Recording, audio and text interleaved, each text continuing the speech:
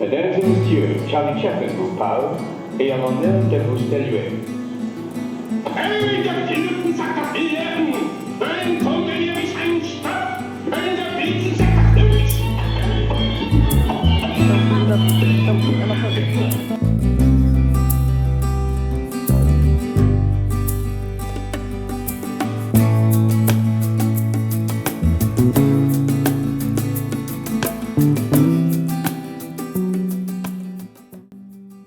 Today, we're stepping into the world of one of cinema's greatest pioneers, Charlie Chaplin, a man who made the world laugh without saying a word.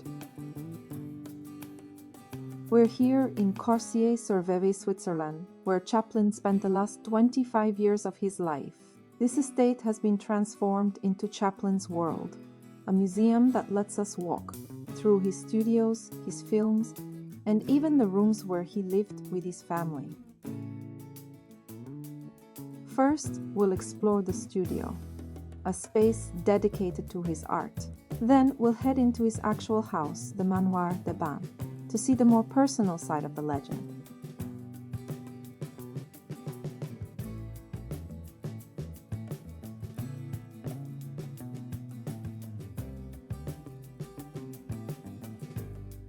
Charlie Chaplin's childhood was marked by poverty and heartbreak, shadows that would later echo through many of his films. His father, once a music hall singer, fell into alcoholism and died when Charlie was only 12. It was his mother, Hannah, whom Charlie adored. She nurtured his imagination, teaching him to watch the world closely, and he would often mimic people on the streets just to make her laugh. But tragedy struck again when Hannah's mental health collapsed, and she was sent to an asylum. Suddenly, Charlie and his older brother Sidney were left to fend for themselves. They drifted between schools and grim workhouses, never knowing what the next day might bring. To survive, the brothers performed songs on street corners and grabbed whatever odd jobs they could. Those harsh early years, full of pain and resilience, shaped the genius who would one day make the whole world smile.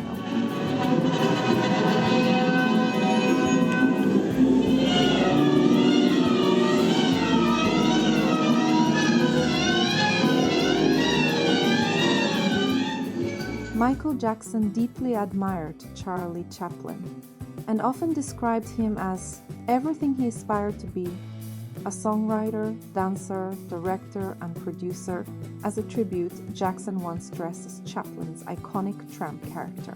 For a photo shoot on a London street where Chaplin had lived, he also visited Una Chaplin and later spent time with both his own family and Eugene Chaplin's family in Corsier-sur-Vevey. In 1995, Jackson recorded his favorite Chaplin song, Smile, which appeared on his High Story album. Many believe that Chaplin's playful dance during the Nonsense song sequence at the end of Modern Times helped inspire Jackson's legendary moonwalk.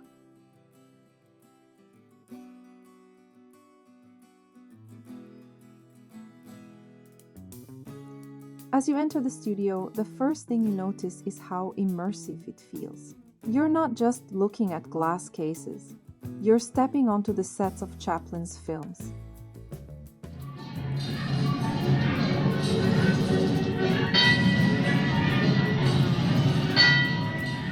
Here, we're surrounded by original film posters and restored footage. It traces Chaplin's journey from the silent film era to his later works, showing how he revolutionized comedy and storytelling. What's fascinating is how much of his comedy was social commentary.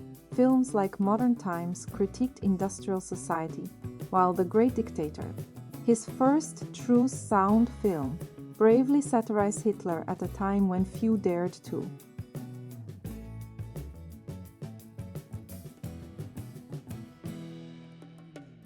One of the highlights of the studio is the recreated sets. You can actually step into scenes from The Kid, City Lights, or Modern Times. It gives you the perspective of what it might have felt like to be on set with Chaplin himself. There are also wax figures of Chaplin and actors he worked with, which add a surreal, almost cinematic quality to the visit.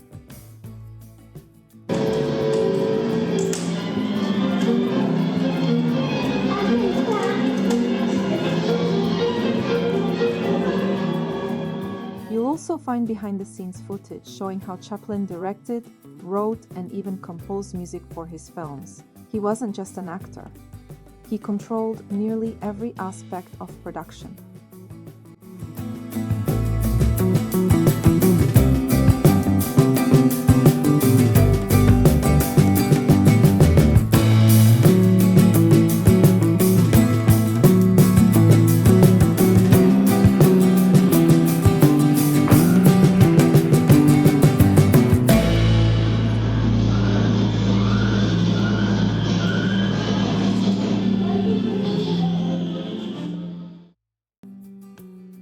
Walking out of the studio, you feel like you've been inside his creative mind, surrounded by humor, humanity, and vision.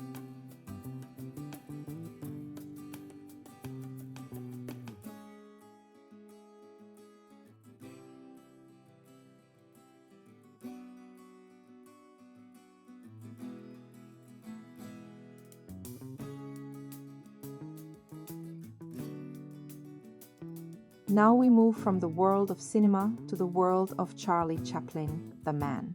This is the Manoir de Banne, the house where Chaplin lived from 1952 until his death in 1977.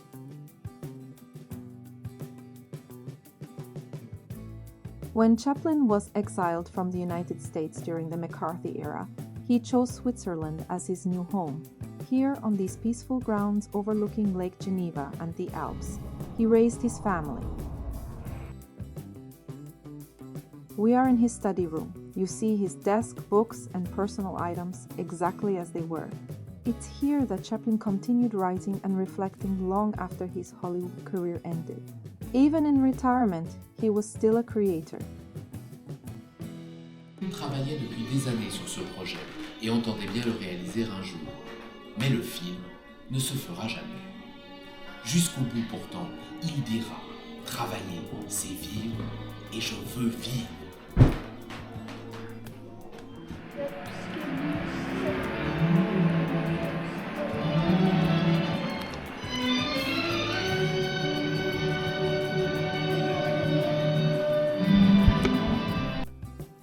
Next is the dining room where the family gathered. Photos of Chaplin with his wife Una and their 8 children fill the walls. Unlike the studio, which is about his art, this part is about his life as a husband and father. You'll find his personal belongings, clothing, handwritten notes, even a piano. Music was essential to Chaplin. He composed the soundtracks to many of his films. In fact, he once said, "A day without laughter is a day wasted." That spirit lingers in these rooms.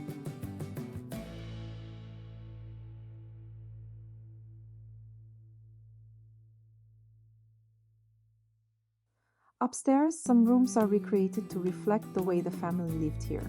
It's a rare glimpse into the private world of someone so iconic. Among all the incredible exhibits, there's one that surprises almost everyone: Albert Einstein in Chaplin's bathroom. Chaplin and Einstein were real friends. They first met in the early 1930s in Hollywood and instantly admired one another. Einstein once told Chaplin, "What I admire most about your art is its universality. You don't say a word, yet the world understands you."